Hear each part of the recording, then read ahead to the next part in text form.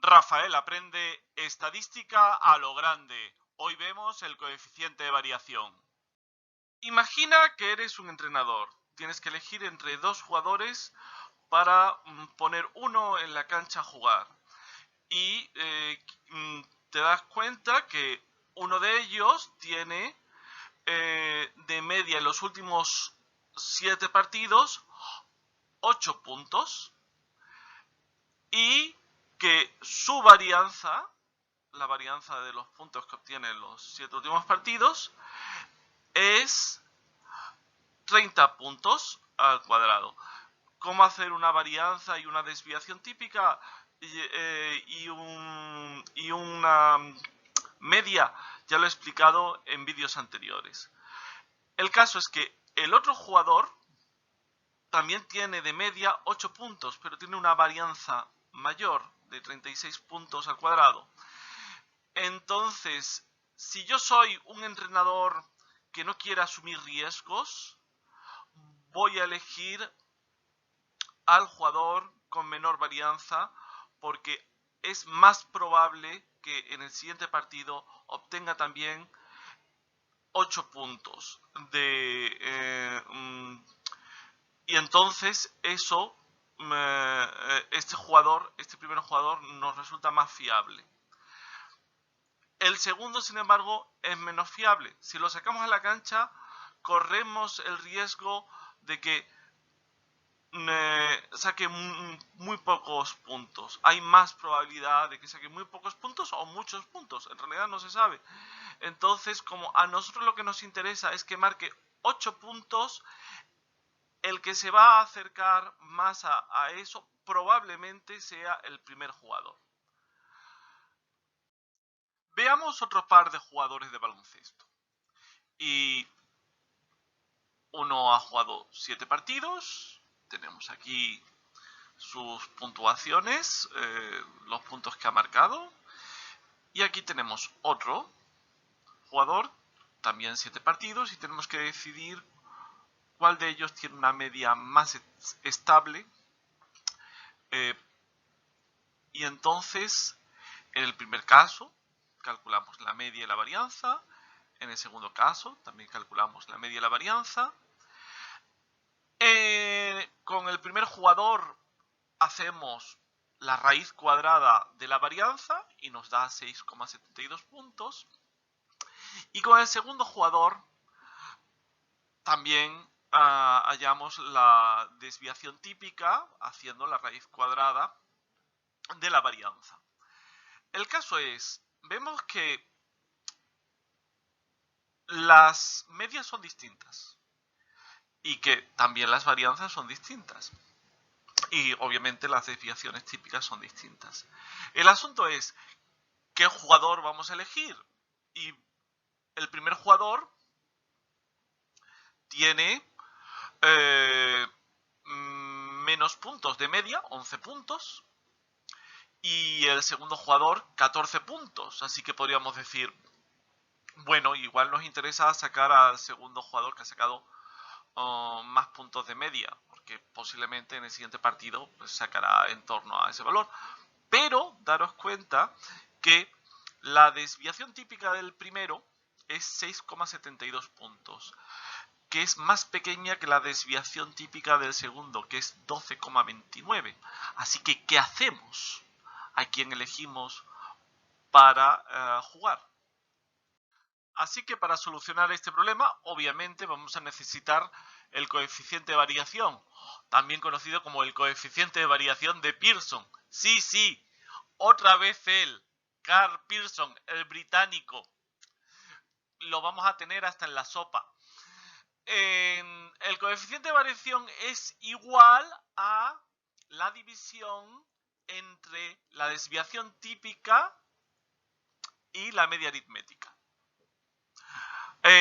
Como resulta que el coeficiente de variación normalmente, bueno, siempre tiene que ser mayor o igual que 0, entonces tenemos que poner la media aritmética con esas barritas que indican el valor absoluto de la media aritmética.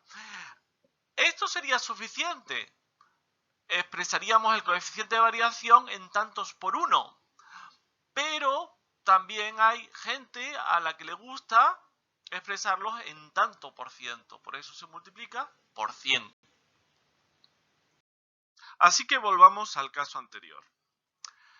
Resulta que si calculamos el coeficiente de variación del primero es un 61%. Es decir, la desviación típica supone un 61% de su media aritmética. En el segundo caso, el coeficiente de variación es el 87%. Por lo tanto, podemos concluir que el primer jugador es más estable y es más probable que en el siguiente partido vaya a obtener 11 puntos que en el segundo caso del segundo jugador saque 14 puntos. ¿Por qué? Porque en el caso segundo el coeficiente de variación es más grande, este jugador es más inestable o menos estable, por lo tanto hay mayor probabilidad de que no saque 14 puntos. Puede que saque muchos puntos o pocos puntos. Por lo tanto, no es un jugador muy fiable. El coeficiente de variación se puede expresar con distintas fórmulas, según qué casos nos encontremos. Por de pronto, la S significa desviación típica muestral. Esa cara con flequillo es la letra sigma y significa desviación típica poblacional. Esa U con cola es la letra mu e indica la media poblacional. Y la X con la barrita es la media muestral. Así que nos podemos encontrar con la situación de medir el coeficiente de variación en una población o en una muestra.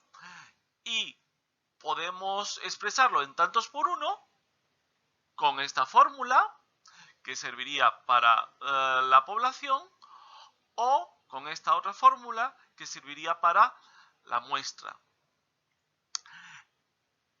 También lo podríamos expresar en tantos por ciento y simplemente sería lo mismo que antes pero multiplicado por 100. ¿Qué utilidad entonces tiene el coeficiente de variación? Lo primero es que permite valorar la representatividad de la media aritmética. Recuerda que calculamos la media para describir con un solo número un grupo de datos. El coeficiente de variación nos va a decir hasta qué punto esa descripción es buena. Aquí veis una gradación, una escala de valores. Si el coeficiente de variación es 0, es súper fiable.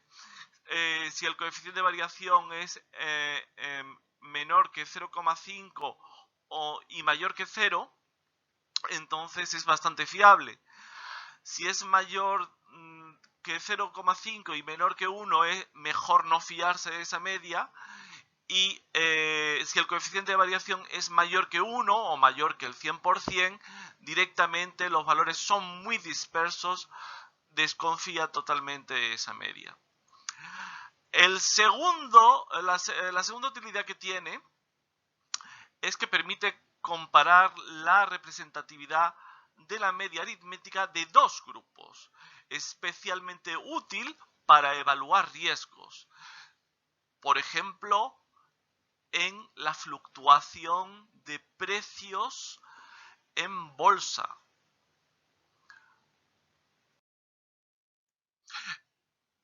Unos consejos para usar el coeficiente de variación. Primero, si la media aritmética que calculamos en el grupo estudiado nos da 0, ya es imposible utilizar este tipo de coeficiente. Y no vale sumar a todos los valores X unidades para que la media suba X unidades. Eso no vale. Segundo, hay que utilizar variables de escala de medida de razón. Dicho de otra manera, que el 0 significa ausencia de lo medido. Por ejemplo, en los grados Kelvin, 0 significa ausencia de energía térmica. Con el dinero, 0 significa que no tenemos pasta, no tenemos plata. 3. Si se va a comparar grupos, usa la misma variable.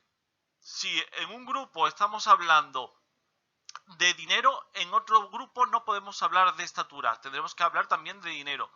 Si en un grupo estamos hablando de volumen, en el otro grupo tendremos que hablar de volumen, no podremos hablar de cerezas. Tenemos que utilizar la misma variable. Cuarto, si no se usa la misma unidad, que la conversión entre una unidad y otra sea mediante un cambio de escala. Dicho de otra manera, multiplicando por un número, como ocurriría pasando precios de euros a dólares. Da igual que en un grupo esté medido en euros los precios y en otro grupo en dólares, porque eso no va a cambiar el coeficiente de variación. Pero ahora, si resulta de que utilizamos unidades con escalas de medida de intervalo, como por ejemplo Celsius o Fahrenheit, aquí resulta de que no solo multiplicamos, lo cual no sería un problema, sino que además tenemos que sumar para poder pasar de unas unidades a otras. Por lo tanto, las unidades medidas en escalas de medida de intervalo no nos interesan.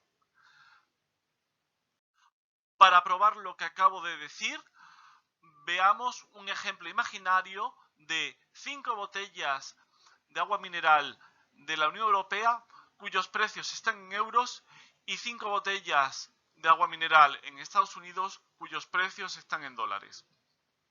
He aquí los precios y hallamos las medias, hallamos las varianzas, las desviaciones típicas, hallamos el coeficiente de variación y en los dos casos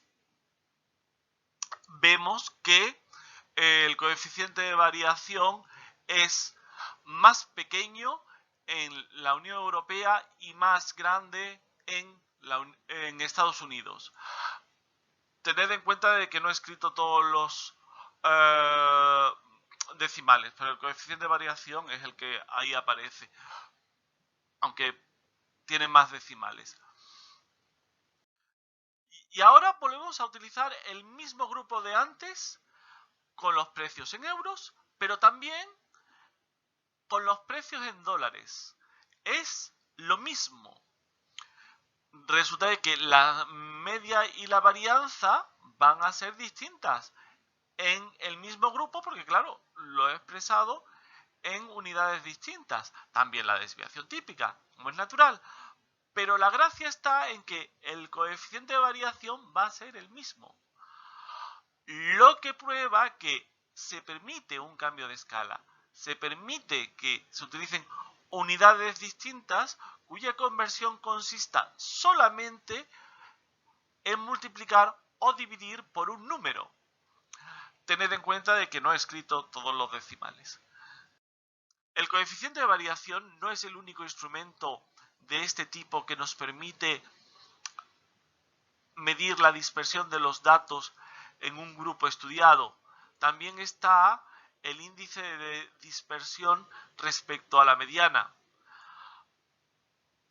¿Por qué no se utiliza el valor absoluto de la mediana en el denominador?